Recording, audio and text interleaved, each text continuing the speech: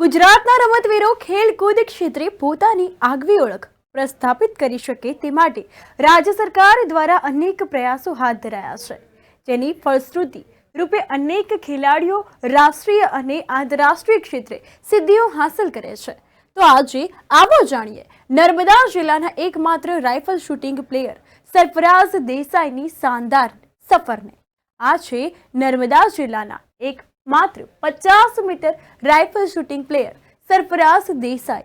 તેમની જીદે તેમને સફળતાના શિખર સુધી પહોંચાડ્યા છે.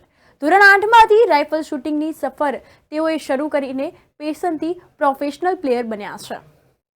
મેં મારી શૂટિંગ જર્ની ફર્સ્ટ મારો ઇન્ટ્રોડક્શન શૂટિંગમાં એનસીસીમાં 8th સ્ટાન્ડર્ડમાં થયો હતો, જ્યારે મેં કેમ્પ કર્યો હતો. એ વખતે મને શૂટિંગમાં ખાસો એવો ઇન્ટરેસ્ટ આવ્યો હતો. એ પછી મેં કોલેજની અંદર થલ સૈનિક કેમ્પ કર્યો હતો. એની અંદર શૂટિંગમાં મેં સારું એવું પરફોર્મન્સ કરેલું. ISSF જે છે ઇન્ટરનેશનલ સ્ટાન્ડર્ડની કોમ્પિટિશન છે, એમાં મતલબ જે આપણા ગુજરાતના ટોપ શૂટરો છે એમની સાથે પાર્ટિસિપેટ કર્યું ને એની અંદર 571નો સ્કોર મારી અને 8th રેન્ક એની અંદર હાસિલ કર્યો હતો અને ફરીથી હું ઝોન અને માવલંકર માટે ક્વોલિફાય થયો હતો. આગળ બી આપણા જિલ્લાનું નામ રોશન થાય અને ગોલ્ડ મેડલ મળે એ રીતની હું મારી તૈયારી રાખીશ. સરફરાઝ દેસાઈની આ સફરમાં જિલ્લા રમતગમત વિભાગે માર્ગદર્શન અને મદદ પૂરી પાડી છે. નર્મદા જિલ્લામાંથી તેજસ્વી તારલાઓ રમત ક્ષેત્રે પોતાની કારકિર્દી ઘડે તે માટે ખાસ સ્પોર્ટ્સ ઇન્ફ્રાસ્ટ્રક્ચર વિકસાવવામાં આવ્યું છે, જેનો વધુમાં વધુ લાભ લેવા માટે જિલ્લાના બાળકો નવયુવાનોને જિલ્લા રમત વિકાસ અધિકારીએ અનુરોધ કર્યો છે.